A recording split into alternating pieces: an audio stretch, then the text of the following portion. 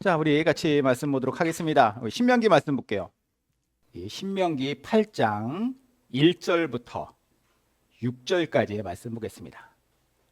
한 목소리로 저 여러분이 교독하도록 하겠습니다. 내가 오늘 명하는 모든 명령을 너희는 지켜 행하라. 그리하면 너희가 살고 번성하고 여호와께서 너희의 조상들에게 맹세하신 땅에 들어가서 그것을 차지하리라. 내 하나님 여호와께서 이 40년 동안에 내게 광야길을 걷게 하신 것을 기억하라. 이는 너를 낮추시며 너를 시험하사 내 마음이 어떠한지 그 명령을 지키는지 지키지 않는지 알려 하심이라. 너를 낮추시며 너를 줄이게 하시며 또 너로 알지 못하며 내 조상들도 알지 못하던 만나를 내게 먹이신 것은 사람이 떡으로만 사는 것이 아니요 여호와의 입에서 나오는 모든 말씀으로 사는 줄을 내가 알게 하려 하심이니라. 이 40년 동안에 내 의복이 헤어지지 아니하였고 내 발이 부르트지 아니하였느니라. 너는 사람이 그 아들을 징계한 같이 내 하나님 여호와께서 너를 징계하는 줄 마음에 생각하고 내 하나님 여호와의 명령을 지켜 그의 길을 따라가며 그를 경외해야 할지니라. 아멘. 얼마 전에 우리나라에서 제일 큰 통신사가 이 가입자의 유심 정보가 해킹당하는 그런 사고가 있었습니다. 이 사건으로 인해서 많은 사람들이 다른 통신사로 빠져나가는 이른바 번호 이동 엑소더스가 일어났다라고 하는 기사를 제가 봤어요. 자, 여기서 엑소더스란 뭘까요? 대탈출을 의미합니다.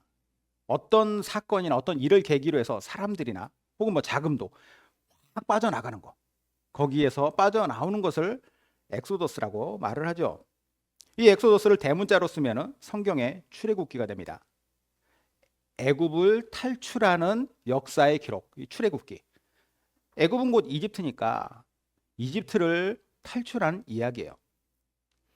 하나님께서는 이스라엘 백성들이 수백 년간 약 한 450년에서 480년 정도 잡는데 이 기간 동안 이집트에서 살면서 거기에서 붙잡혀서 노예의 생활을 하던 노예의 삶을 살아야만 했던 이스라엘 백성들을 그곳에서 빼내시기로 그들을 엑소더스 시키시기로 작정을 하셨습니다.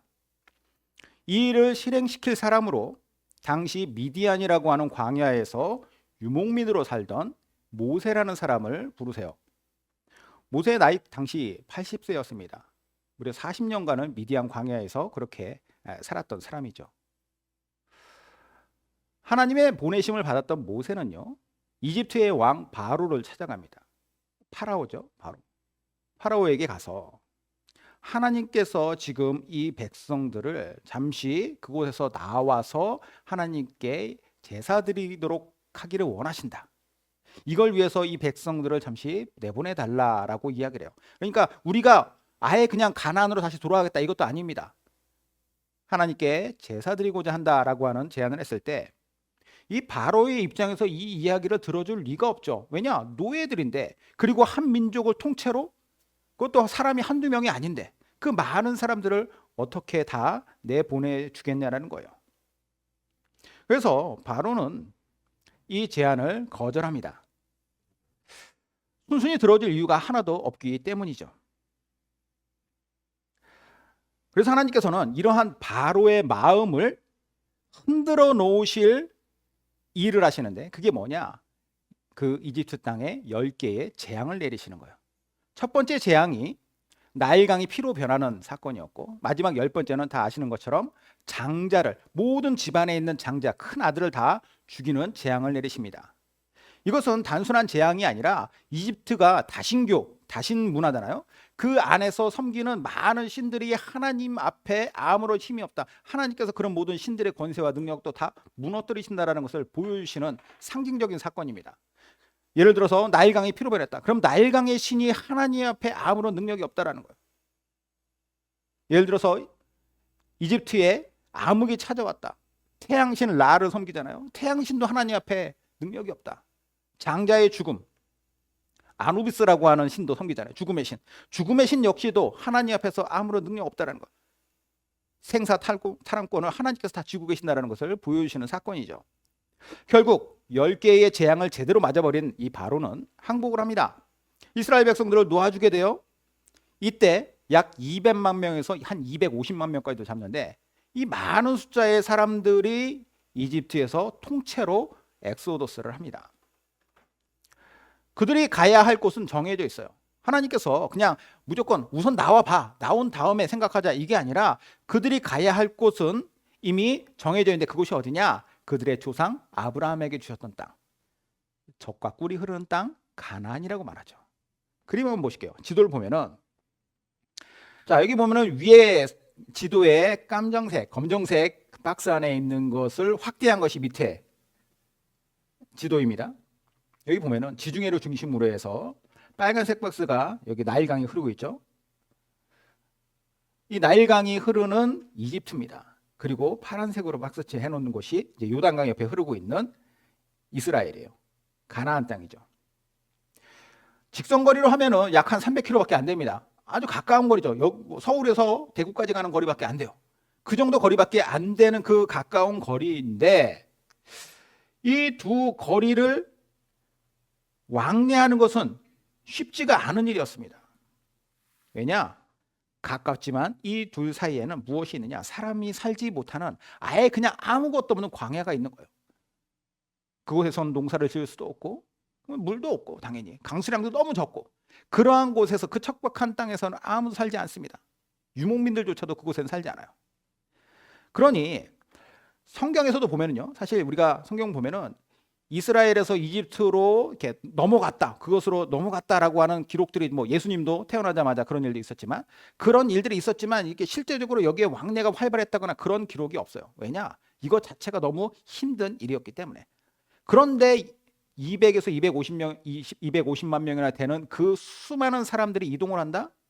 그것도 하나님께서 짧은 거리로 가게 하신 것이 아니라 밑으로 쭉 내려오는 이렇게 삼각형 모양으로 했죠. 이게 이제 시나이 반도인데 저 시나이 반도로 쭉 따라지 밑에까지 내려갔다가 다시 오는 V자 형태로 하나님께서 이동하게 만드십니다. 그러니까 이곳을 간다라고 하는 것 자체는 너무나도 힘든 일이었죠. 이렇게 가까우면서도 먼 이집트에서 가나안 이스라엘로 엑소더스를 하게 되는데 모세는 그들을 이끌고 계속해서 이 지역을 건너가야 됐습니다. 이동하는 동안에 많은 사건이 있었죠. 뭐 예를 들면 큰 사건이라고 한다면 홍해가 갈라지는 거죠.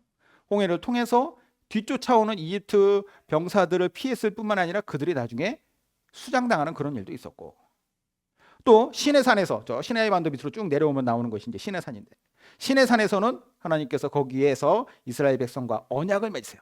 다시 한번 언약을 맺으시면서 너희가 나의 이 명령을 따르면 나는 너희 하나님으로서 너희를 계속 지켜줄 것이고 그리고 하나님께서 그들과 함께 하실 것이라고 하는 그런 약속을 주시는 십계명을 거기서 주시죠. 이들이 이동하는 기간 동안에는 또 소소하지만 매일매일 그들의 삶을 하나님께서 지켜주셨다라고 하는 역사적인 사건도 있습니다. 매일 아침마다 그날 하루에 먹을 양식, 우리가 일용할 양식을 하죠. 그날 하루의 양식을 하나님께서 허락하셨어요. 만나라고 하는 거. 지면에 내리신 그 만나를 통하여서 그들은 아무것도 먹을 것도 구할 수 없는 그곳에서 그들의 삶을 연장해 오며 그곳으로 가나안으로 이동을 했던 것입니다. 이렇게 이스라엘 백성들은 인간적인 생각으로 봤을 때에는 도저히 답을 내릴 수 없는 계산조차 될 수 없는 이 광야로 그들이 들어갔고 그 광야를 지나서 무사히 가나안 땅으로 가게 돼요. 자, 그런데 이들이 마지막 가나안으로 들어가는 마지막 그 하나님께서 마지막 직결지에 여기 이제 가데스 바네아라고 하는 곳인데 가데스 바네아에 갈 때까지 기간이 2년이 걸립니다. 시내산에서 워낙에 시간을 또 하나님께서 많이 지체하게 했어요. 자, 이 가데스 바네아에서 모여서 그들에게 하나님이 뭐라고 말씀하시느냐? 12명의 정탐꾼을 먼저 가나안 땅에 들여보내라고 말씀하세요. 너희들이 먼저 그곳에 들어가서 거기에서의 상황을 가지고 돌아와 많은 백성들에게 보고를 해라. 한 지파당 한 명씩 대표자를 뽑아서 12명이 갔었던 것이죠. 그래서 돌아온 12명의 정탐꾼들이 보고를 하는데 자, 두 개로 나뉘어요. 10명은 부정적인 보고를 합니다. 우리가 저기에 들어가서 보니까 이 땅에 우리가 이미 이제 아브라함 이후로 하나님께서 그 땅을 주셨었지만 그 땅을 이미 떠나와서 그들이 오랜 시간을 이집트에서 살았잖아요. 400년이 넘는 시간을. 그러니까 그 땅을 그냥 누가 두질 않는 거죠. 누군가 들어와서 그 땅을 차지하고 살았어요. 그런데 그 사람들이 워낙에 강한 사람들이었다라는 거예요. 기골이 장대한 네피림의 후손이라고 나오는데 거인 족속. 그러니까 예를 들면은 우리가 뭐 예를 들어 뭐 네덜란드 같은 데 가면은 거기에는 여자분들도 한국 남자들 평균보다 더 크니까 그런 큰 사람들이 있는 거, 기골이 장대한 사람들이 있는 살아가는 모습을 보니까 질리는 거예요. 또한 그곳에 그들이 잘 살기 위해서 그들의 삶의 터전을 지키기 위해서 성을 쌓아놨는데 이 성이 너무 높고 견고하더라. 뿐만 아니라 그들의 문명이라는 것이 당시에는 최첨단 문명의 무기인 철기로 이미 넘어갔었다라는 거예요. 이스라엘 백성들은 그때까지도 그들은 청동기 문명 안에 있습니다. 그러니까 이런 상황 속에서 이들이 싸워야 할 그 모습을 보니까 겁이 질리는 거예요. 이 일로 말미암아 이스라엘 백성들은 이 10명의 정탐꾼의 이야기를 듣고 또 나머지 2명의 이야기 들어야 할 거 아니에요. 이 여호수아와 갈렙인데 이 2명은 뭐라고 얘기하느냐. 동일한 사실, 똑같은 상황을 맞아. 그들은 기골이 장대하고 그곳에는 강한 성이 견고한 성이 쌓아져 있고 또 그들의 무기는 우리가 감히 저들과 싸워서 이길 수 있을까라고 하는 생각이 들 정도의 무기를 갖고 있지만 가장 중요한 핵심이 무엇이냐? 저들에게는 없고 우리에게 있는 것이 무엇이냐? 하나님의 약속, 하나님이 계시다. 하나님의 능력이라는 거예요. 그들이 이야기해요. 저들은 우리의 밥이다. 그러니 우리는 저곳을 당연히 들어가서 차지할 수 있다라고 주장을 합니다. 결론은 10명의 주장이 그들에게 먹혀요. 이스라엘 백성들이 단체로 멘붕에 빠집니다. 모세를 원망하고 하나님 원망해요. 왜 이집트에 살면은 괴롭긴 한데 거기서는 그래도 살아갈 수는 있는데 지금 우리 여기 와가지고 좀 빼도 박도 못하는데 차라리 이집트로 돌아가는 게 낫겠다라고 사람들이 주장을 합니다. 이 일로 인해서 하나님께 이스라엘 민족이 단체로 징계를 받죠. 광야에서 사는 시간을 확 늘려버리세요. 너희들 지금 들어갈 때가 아니다. 정탐꾼들이 들어가서 정탐했던 기간이 총 40일이었는데 40일 하루를 1년씩 쳐서 너희들 앞으로 이곳에서 광야에서의 삶을 40년으로 내가 늘리겠다. 광야 안에서 가나안으로 들어가지 못하는 삶을 40년으로. 아까 가데스바냐에 갔던 게 2년 걸렸다고 했잖아요. 이제 38년 남은 거예요. 38년을 더 광야에서 살아야 된다. 그리고 나서 이 광야 40년을 채우고 이제 그곳을 광야로 들어가게 될 관문 안에 서 있습니다. 이게 오늘 본문 말씀이에요. 신명기의 말씀. 이 광야 40년을 다 채운 뒤에 드디어 가나안 땅에 들어가면 자 2절 본문 2절의 상반절 볼게요. 내 하나님 여호와께서 이 40년 동안에 내게 광야길을 걷게 하신 것을 기억해라. 모세가 이스라엘 백성들에게 말하는 거예요. 하나님께서 너희를 광야 40년 동안에 이 광야에서 벗어나지 못하게 하신 걸 너희가 기억해라. 이제 너희는 꿈에도 그리던 가나안 땅에 들어가게 될 텐데 그 들어가게 될 때 이 40년을 기억해라. 이것은 협박이 아니에요. 단순히 너 똑바로 안 하면 또 죽어. 너희 똑바로 안 하면 또 다시 광야로 또 돌려보낼 수도 있어. 이게 아니라 이게 광야에서의 삶이라는 것이 의미가 있다는 것을 모세가 얘기하는 겁니다. 어떤 의미가 있느냐? 그들에게 살이 되고 피가 되는 그런 의미가 있었다는 거예요. 자, 모세가 이 말을 본격적으로 하기에 앞서서 하나님의 명령을 지켜 행하면 다음과 같은 유익이 있을 것이다라고 1절에 말을 하는데 한번 볼게요. 자, 같이 한번 읽어볼까요? 내가 오늘 명하는 모든 명령을 너희는 지켜 행하라. 그리하면 너희가 살고 번성하고 여호와께서 너희의 조상들에게 맹세하신 땅에 들어가서 그것을 차지하리라. 자, 뭐라고 얘기합니까? 중요한 것은 하나님의 명령, 내가 너희에게 명하는 명령 곧 하나님의 명령인데 이 명령을 지켜 행할 때에 너희에게 유익이 있을 것이다. 근데 그 유익을 세 가지로 볼 수 있는데 자, 한번 볼게요. 넘어가면 첫 번째는 죽지 않고 살 것이다. 너희가 살고. 그리고 두 번째는 줄지 않고 번성할 것이다. 너희가 번성하고. 그리고 저 가나안 땅을 차지할 것이다. 여호와께서 너희 조상들에게 맹세하신 땅에 들어가서 그것을 차지하리라. 이러한 앞으로의 너희의 삶의 변화가 있을 것이다라고 얘기하는 거예요. 여기서 말하는 유익이라고 하는 것들은 광야의 40년 동안에 이 이스라엘 백성들을 매우 위축되게 만들었을 문제들입니다. 먼저 죽음이라는 문제를 보면 위에서도 말씀드렸다시피 이들이 가데스 바네아에서 곧장 들어가지 못하고 다시 38년을 광야에서 뺑뺑이를 도는데, 이 38년 동안에 그들에게 하나님께서 주셨던 또 하나의 강력한 징계가 있습니다. 이게 뭐냐? 그 당시에 20세 이상의 성인 남녀는 다 광야에서 죽는다라는 거예요. 너희들 20세 이상 성인들은 이제 광야에서 다 죽을 것이고, 너희의 후손들 밑으로 그 젊은이들과 새로 태어나는 아이들만 그 가나안으로 들어갈 거야. 하나님 그렇게 역사하시죠. 이 말이 뭘 의미하느냐? 그 시점으로부터 광야에서 38년을 살아가는 동안에 끊임없는 죽음이 그들에게 있었을 것이라는 거예요. 아까 말씀드렸잖아요. 전체 200에서 250만이 나왔는데, 장정만 60만이었는데, 그럼 이 많은 사람들이 끊임없이 광야에서 38년 동안 죽어 나갔다라는 거죠. 죽음과 장래의 연속이 광야의 삶이었을 거예요. 그러면 젊은 세대들은 뭘 봤을까요? 자신들의 부모님들, 이웃의 어른들, 이런 사람들이 죽는 모습을 계속 봤을 거라는 거죠. 죽음을 많이 보면 죽음에 대해서 무뎌질 수도 있다고 생각하겠지만, 사실 그 죽음이 많이 있다라고 하는 것은 그들의 삶에, 그들의 어떤 그 인식 속에 죽음이 매우 가까이 있었을 거라는 거예요. 그리고 죽음은 누구에게나 다 두려운 것이었겠죠. 이러한 위축됨에 대하여 모세는 뭘 얘기하느냐? 하나님의 약속을 의심하고 그 약속을 깨버리고 하나님을 등졌을 때에 너희들이 경험했던 그 허무한 죽음으로 말미암은 위축 등이 이제는 너희의 삶을 조이지 못할 것이다. 이 약속을 주는 겁니다. 자, 두 번째, 번성의 문제. 아까 얘기했었죠. 번성의 문제. 요즘에 우리나라 출산율이 매우 낮아졌습니다. 고령화 시대가 곧 닥칠 것이고, 인구 절벽이 돼가지고 이게 국력을 현저히 약화시킬 것이다 라고 하는 그런 염려를 계속하고 있어요. 어떻게 하면 그래서 출산율을 높일 것인가, 이런 거에 대한 고민들을 많이 하고 있죠. 요즘 같은 시대도 이렇다면요, 이 당시는 어땠을까요? 이 당시 인구가 곧 국력인 시대예요. 인구가 곧 경쟁력입니다. 그들은 농경사회 가운데 있어요. 전쟁을 치를 때도 인구가 곧 그 경쟁력이면서 전투력입니다.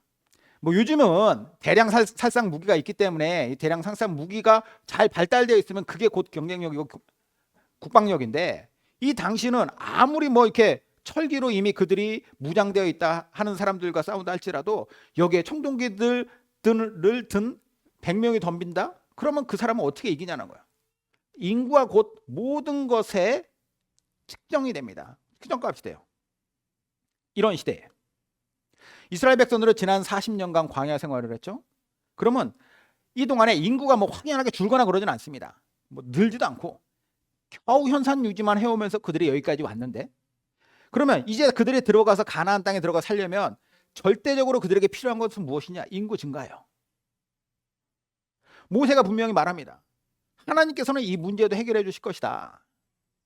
어떻게 해결하실 것인가? 그때 가면 이제 출산율도 높아질 것이고, 가장 중요한 건 뭐냐? 그 당시의 시대를 생각해 봐야 돼요. 영유아 사망률, 이것이 줄어들 것이라는 거죠. 하나님께서 그들을 보호해 주심으로 말미암아 다음 세대를 계속 번성케 해 나가실 것이다라고 하는 약속이 여기에서 하나님께서 주시는, 모세를 통해 주시는 약속이에요. 자, 마지막 세 번째, 가나안 족속과 치러야 할 전쟁. 이제 그들의 인식 속에서는 가장 큰 트라우마로 남아있을 문제라고 생각을 해요. 막상 그들과 싸우려고 했을 때 그 싸움을 포기하게 만들었던 것. 아까 말씀드렸던 10명의 정탐꾼들이 뭐라고 했냐면, 우리는 그들 앞에 메뚜기가 떠이다. 메뚜기 컴플렉스에 그들이 완전히 사로잡혀가지고 우리는 저들 앞에서 아무 힘도 없이 그냥 나가 떨어질 거라고 그들은 확신했어요. 그런데 지금 그들과 싸워야 되는 문제가 꼭 있어야만 합니다. 38년 지났다고 해가지고 가나안 땅에 있는 족속이 현저히 약해졌을까요? 그들의 인구가 줄었을까요? 그들의 성이 약해졌느냐? 전혀 그렇지 않아요. 부모 세대가 기골이 장대하면 자식들도 마찬가지로 그랬을 겁니다. 여전히 두려운 존재죠. 그런데 그들과 싸워야 돼요. 그러면 그들과 싸울 때에 이스라엘 백성들 광야 생활을 이렇게 오래 하면서 그들이 무슨 계속해서 전투력을 늘려가지고 강한 군사가 됐냐? 그렇지 않잖아요. 그들에게는 싸움에 대한 두려움이 있었을 거야. 그런데 모세가 뭐라고 하느냐? 여호와께서 너희 조상들에게 맹세하신 땅에 들어가 그것을 차지하게 될 것이다. 모든 것이 누구에게 달려있다라고 볼 수 있냐면 하나님께 달려있고, 그리고 그들은 그런 하나님께 순종하는 것이 필요하다, 이 이야기를 하고 있습니다. 오늘 본문은 우리가 전체적으로 이렇게 딱 조망해서 보면은 발견할 수 있는 놀라운 사실이 있어요. 그게 뭐냐? 하나님을 향한 순종과 그리고 그로 인한 이 위에 세 가지의 축복을 잘 받아 누릴 수 있도록 하는 것이 그냥 갑자기 이루어지는 것이 아니라 광야 40년을 통하여서 그들을 일종의 그들의 정신을 무장시키고 그들의 생각을 발전시켜서 그들의 신앙이 더 깊게 들어갈 수 있도록 훈련의 과정이 되었을 것이다 라는 거예요. 그게 광야 40년의 의미입니다. 아까도 말씀드렸지만 이 광야의 40년은 징계예요. 징계. 일단은 징계. 하나님 앞에 하나님의 말씀을 따르지 않고 약속을 등졌기 때문에 그들이 받은 징계예요. 그런데 이 징계의 과정이 아이러니하게도 그들을 더 단단하게 하나님과의 관계를 더 깊이 만들어 주셨을 것이라는 거죠. 그들은 광야 생활에 그렇게 자신들에게 활용될 줄을 아마 몰랐을 것이라고 생각이 들어요. 제가 어렸을 때 중국 무술 영화 되게 좋아했거든요. 아버지가 그거 워낙 좋아하셔가지고 비디오로 되게 많이 봤어요. 자, 근데 중국 무술 영화는 비슷비슷한 패턴이 있습니다. 초반에는 주인공이 별 볼 일 없어요. 아주 어리거나 아니면 뭐 찌질하거나 동네에서 맨날 맞고 다니고. 자, 이랬던 친구가 어느 날 가족, 특히 부모님이 이제 악당에 의해서 억울하게 죽임을 당해요. 그걸 힘없는 주인공은 몰래 뭐 숨어서 보거나 아니면은 붙잡혀가지고 묶인 상태로 보거나 무기력하게 죽음을 보죠. 이 일로 폐인이 되다시피 했다가 우연히 괴짜 고수를 만나요. 부모님의 원수를 갚기 위해 무술을 가르쳐달라고 하죠. 처음엔 쫓겨나기도 하고, 그러다 결국 고수 밑에 들어가서 무술을 배우는데 맨날 하라고 하는 게 뭐예요? 마치 벌칙인 것처럼 의미 없어 보이는 그런 잡일들을 막 시킵니다. 뭐 소림사 영화도 그렇죠. 거기 가면 다 계속 물 깃고 뭐 가서 밥하고 빨래 짜고 막 이런 거 하잖아요. 이런 세월을 보내면서 어느샌가 주인공은 점점 강한 고수가 되고 마지막에 극적으로 이제 원수를 갚는데, 제가 이 얘기 왜 꺼내느냐? 문득 제가 중국 무술 영화에서 의미를 몰랐던 그 과정이 마치 광야 40년과 비슷하지 않나라는 생각이 들었기 때문이에요. 이스라엘 백성들에게 광야 40년은 징계였습니다. 그냥 그 징계 이상도 이하도 아니었어요. 하지만 그곳에 하나님께서는 어떤 큰 그림을 갖고 계셨느냐? 이 안에서 그들이 더 단단해질 수 있도록 하나님과의 계속해서 밀접한 관계 속에서, 아까도 말씀드렸지만 큰 어떤 하나님의 역사도 경험했죠. 홍해를 뭐 가르시는 역사도 그렇고 뭐 여러 가지 경험들을 했지만 그 큰 것뿐만 아니라 매일매일의 소소한 그들의 삶에 만나를 내려주시고 그들을 구름 기둥과 불 기둥으로 인도하시고 이런 과정들을 계속 겪어왔다는 거예요. 그럼에도 불구하고 그들은 이 광야 생활이 분명히 괴로웠겠죠. 즐긴 사람 아무도 없었을 겁니다. 아, 나는 이제 가나안 들어가기 싫어. 여기가 좋사오니 여기 광야에서 맨날 살겠습니다. 거기 뭐가 있다고. 하지만 그 광야 40년간 그들은 성장했을 거라는 거예요. 그러니까 모세가 이 이야기를 하는 겁니다. 지난 40년을 기억해라. 그리고 그 이유는 무엇인지, 근본적인 이유, 하나님 앞에 불신했기 때문이 아니냐. 하지만 그 과정 속에서도 너희들은 계속해서 하나님께서 낮추시고 또 너희를 단련하셨을 것이다. 그것을 너희가 알아야 된다는 거예요. 이걸 바탕으로 들어가서 이것이 너희의 가나안에서의 삶의 밑거름이 되게 해라. 즉 그걸로 하나님께 충성하고 하나님의 말씀을 따라야 할 근거로 삼아라. 만약에 그들에게 광야 40년이라고 하는 시간이 없었으면 어땠을까요? 과연 그들이 가나안에 아까 말씀드렸던 그 가데스 바네아에서 곧장 들어갔으면 잘했을까요? 일어나지 않은 일에 대한 상상이긴 하지만 이걸 상상을 한번 해보면 분명히 또 다른 심각한 문제에 부딪혔을 거예요. 그래서 저는 이 말씀을 제가 준비하면서 이런 확신이 들었습니다. 광야 40년이라고 하는 시간은 그냥 형벌과 저주의 시간만은 아니구나. 하나님께서 광야를 오히려 그들에게 소중한 자산이 되게 하셨구나. 믿음의 자산. 앞으로의 삶을 살아갈 때 있어서 가장 중요한 밑거름이 될 수 있도록 하나님과의 관계에 있어서 특히 고난이 오히려 든든한 밑거름이 되게 하신 거죠. 그런 이유에서 모세가 이렇게 얘기한 거예요. 내 하나님 여호와께서 이 40년 동안에 내게 광야길을 걷게 하신 것을 기억해라. 이걸 기억하면서 작은 일에 실망하거나 반대로 교만하지 말아라. 자, 본문 3절 4절 볼게요.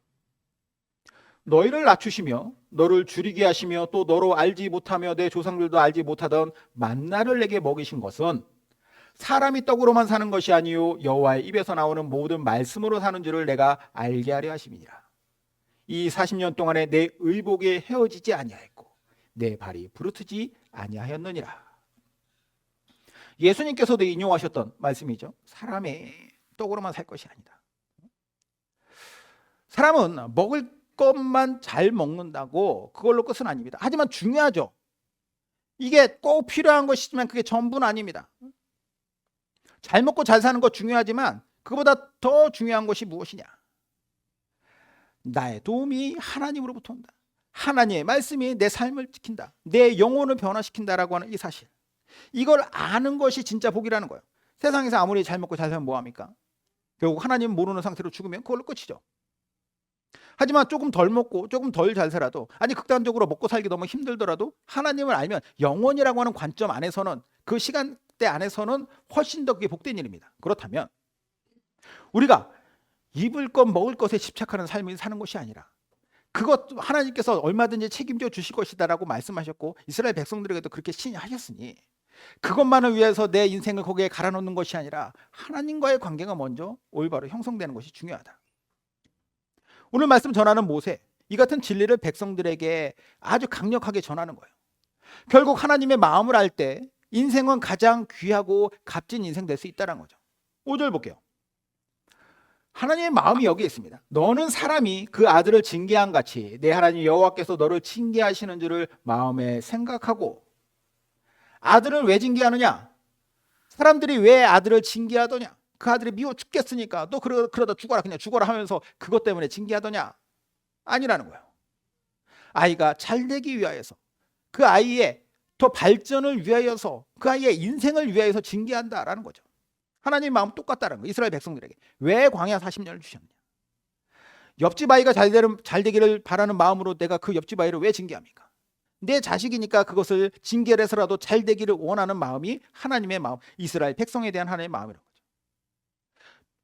모든 문제의 원인은 이스라엘 백성들의 분명한 잘못에 있습니다. 이건 빼도 박도 못해요. 변명거리가 안 되죠. 하지만 그럼에도 불구하고 이걸 통해서, 징계를 통해서도 하나님은 그들과 동행하셨고 그 역사를 계속 부여해 주셨으며 하나님 안에서 그들이 성장해 갈수록 인도해 주셨다.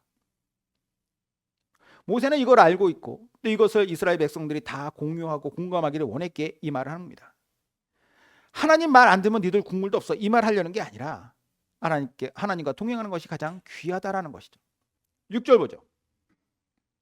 내 하나님 여호와의 명령을 지켜 그의 길을 따라가며 그를 경외할지니라. 혹시 여러분의 삶은 어떠십니까? 광야같이 힘들고 어려우신가요? 뭐 일은 잘 풀리지 않고 내가 마음먹은 대로 뜻한 대로, 심지어는 내가 기도했는데도 이루어지는 건 없더라. 그런데 저 멀리서 밀려오는 미래에 대한 어떤 생각은 너무 암담하고 두렵다, 이런 마음이 있으신가요? 왜 하나님 나한테 이러십니까? 왜 기도에 응답하지 않으십니까? 이런 원망하는 마음이 있어요. 그렇다면 오늘 광야 40년을 생각해 보시기 바랍니다. 광야 40년은 누가 봐도 명백한 징계였어요. 죽음과 번성치 못함과 두려움의 싸움이 늘 이스라엘 백성들을 위축시켰습니다. 하지만 하나님은 그런 상황조차도 전혀 예상치 못한 큰 그림으로 이것을 사용하시는 거죠. 광야 40년을 통해 그들로 하여금 겸손을 배우게 하시고 그들을 강하게 단련하셨으며 무엇보다도 하나님께서 매일매일 그들에게 만나를 주시고 그들의 의복에 헤어지지 않고 신발에 헤어지지 않게 하심으로 말미암아 하나님을 의지할 수밖에 없게 만드는 그 과정이었습니다. 그래서 그들은 무사히 가나안에 들어갈 수 있는 거예요. 불확실하고 불안했던 미래가 하나님의 축복으로 변화되는 것입니다. 우리도 마찬가지예요. 하물며 징계조차도 그렇게 사용하신 하나님이, 우리가 이게 징계인지 아닌지, 그런데 왜 이런 일이 생깁니까? 이럴 때 그것을 하나님께서 어떻게 사용해 가실 것인가를 기대하시기 바랍니다. 실망하지 마시고 끝까지 하나님을 신뢰하면서 나아갈 때 하나님께서는 그렇게 하나님을 경외하며 하나님과 동행하는 인생을 끝까지 책임져 주시고 축복하실 줄로 믿습니다. 네, 기도하겠습니다.